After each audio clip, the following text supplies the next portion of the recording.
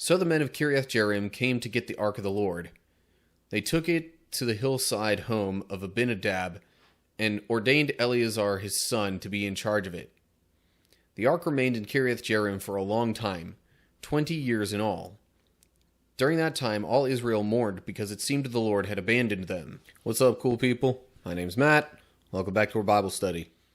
Okay, so now we are looking at 1 Samuel 7. The Ark of the Covenant has been returned to Israel at this point. It was, in the possession of the Philistines, but they kept getting plagued with rats and tumors, and so they decided it wasn't worth it and sent it on back to Israel. And now I guess the Israelites are trying to get the Ark of the Covenant back where it should go. Anyway, yeah. So here we go. 1 Samuel chapter 7. So the men of Kiriath-Jearim came to get the ark of the Lord. They took it to the hillside home of Abinadab and ordained Eleazar his son to be in charge of it. The ark remained in Kiriath-Jearim for a long time, 20 years in all. During that time, all Israel mourned because it seemed the Lord had abandoned them. Okay, now, they brought it to Kiriath-Jearim from Beth Shemesh, because Beth Shemesh was, apparently the nearest town to the border of the Philistines. So, Philistines sent it there, and then people of Beth Shemesh were like, hey, this doesn't belong here. We also have some of our men dying from looking in it. So, yeah, let's move this thing along. So they moved it to Kiriath-Jearim. But it says 20 years it was there, and it seemed the Lord had abandoned them. Which, yeah, that definitely doesn't seem like the ark is where it belongs. And that could have something to do with it.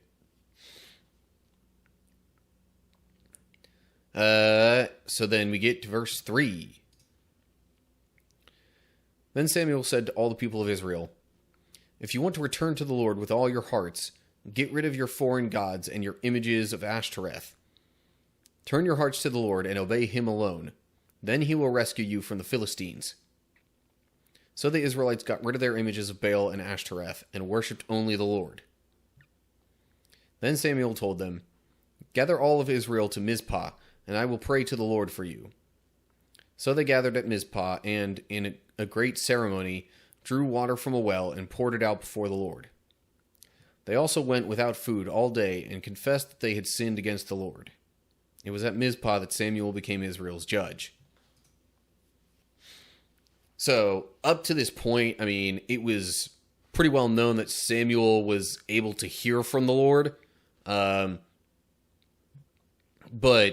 he wasn't, I guess, really officially established as, lead priest or judge or any sort of official ruler of any type. Or official leader, might be a better word. But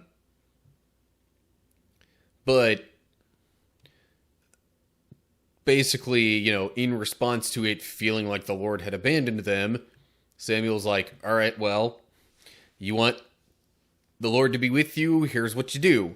Throw out all those idols and confess your sin. So that's what they do. And they gather at Mizpah specifically to do this. And I guess sort of at that point was when they recognized how much of a leader Samuel really was amongst them. So that's, I guess, why it became official that Samuel was Israel's judge then. Anyway, then verse 7. When the Philistine rulers heard that Israel had gathered at Mizpah, they mobilized their army and advanced. The Israelites were badly frightened when they learned that the Philistines were approaching. Don't stop pleading with the Lord our God to save us from the Philistines, they begged Samuel. So Samuel took a young lamb and offered it to the Lord as a whole burnt offering. He pleaded with the Lord to help Israel, and the Lord answered him. Just as Samuel was sacrificing the burnt offering, the Philistines arrived to attack Israel. But the Lord spoke with a mighty voice of thunder from heaven that day, and the Philistines were thrown into such a confusion that the Israelites defeated them. The men of Israel chased them from Mizpah to a place below Beth-kar, slaughtering them all along the way. Okay, so you've got them working on doing better, getting back to, a better standing with the Lord. But then the Philistines hear that, hey, all these Israelites are gathered in this one place. Now might be a good time to attack and, wipe them out. But, of course, Israel hears about it, and because of Samuel's pleas with the Lord, and, his offering and all that, the Lord winds up, coming to defend them again. And it's obvious that it was the Lord, because he, throws the Philistines into total confusion. And then, Israel's men are able to attack and defeat the Philistines that were there. Because essentially, the Philistines in their confusion start running all over the place, probably mostly away from Mizpah. Okay, then verse 12. Samuel then took a large stone and placed it between the towns of Mizpah and Yeshana. He named it Ebenezer, which means the stone of help, for he said, up to this point the Lord has helped us. So the Philistines were subdued and didn't invade Israel again for some time. And throughout Samuel's lifetime, the Lord's powerful hand was raised against the Philistines. The Israelite villages near Ekron and Gath that the Philistines had captured were restored to Israel, along with the rest of the territory that the Philistines had taken. And there was peace between Israel and the Amorites in those days. Samuel continued as Israel's judge for the rest of his life. Each year he traveled around, setting up his court first at Bethel, then at Gilgal, and then at Mizpah. He judged the people of Israel at each of these places. Then he would return to his home in Ramah, and he would hear cases there too. And Samuel built an altar to the Lord at Ramah. Okay. I figured I'd just wrap up reading the chapter since we were kind of close to the end. So, now, the thing I'm wondering is, it mentions or maybe at least the stone, either the stone or maybe the town where the stone was set up, being called Ebenezer. If I remember right, back in chapter 5, or 4, I don't know. You know what, let me just go ahead and look back at that. But I think it mentioned that the fighting that was taking place happened at Ebenezer. Yeah, took it from the battleground at Ebenezer to the town of Ashdod. Was that place called Ebenezer before this stone was set up? I don't know, but the initial readers and hearers of this would have known it probably as Ebenezer at the time anyway. So that could have just been a clue to them of where the fighting was happening before. So anyway, he sets up the stone and names it that because of the Lord helping them. And basically things are a lot more peaceful for Israel, at least for a while. And Samuel continues serving as judge, apparently doing sort of a regular tour, you might say, of some of the towns, and acting as judge in those areas Doesn't really say for how long each time.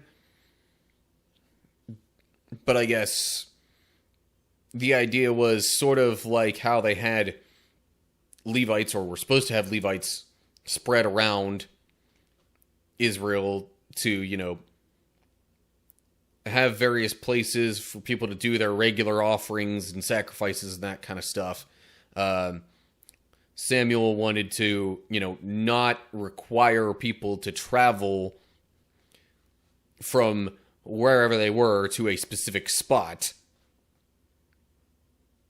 So he probably did that to just make it a little easier and reduce the necessary travel for people to, hear from him and get his rulings or messages or whatever. Anyway, real quick, footnote there. That says in the Greek and Syriac versions, Hebrew reads Shen rather than just Shana.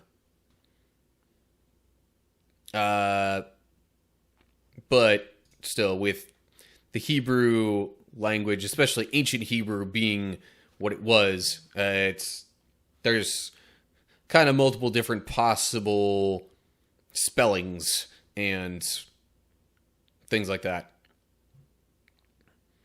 But, yeah, not really too much else going on there. It still doesn't really explain much what's going on with the actual priesthood at this point. It just mentions Samuel being judge and doing all that stuff for the people. But anyway, the book's far from over, so I doubt we've heard the last of what Samuel is going to do. We're just, I guess because it was established pretty much around this point that Samuel was judge, it's like, hey, just projecting a little bit from here. Yeah, Samuel wind up being the judge for the rest of his life. So this was kind of a major moment in Samuel's life and for the people of Israel in general. But anyway, that looks to be all we've got for 1 Samuel chapter 7. Yeah, so you'd think the Philistines would have known better than to attack Israel at this point. But I guess, their fighting with Israel was successful before. I guess they thought maybe as long as they didn't, try and take the Ark of the Covenant again, that they'd be fine. But turns out Israel kind of fixed itself well enough, just in time, for things to not go so well for the Philistines again. So, yeah.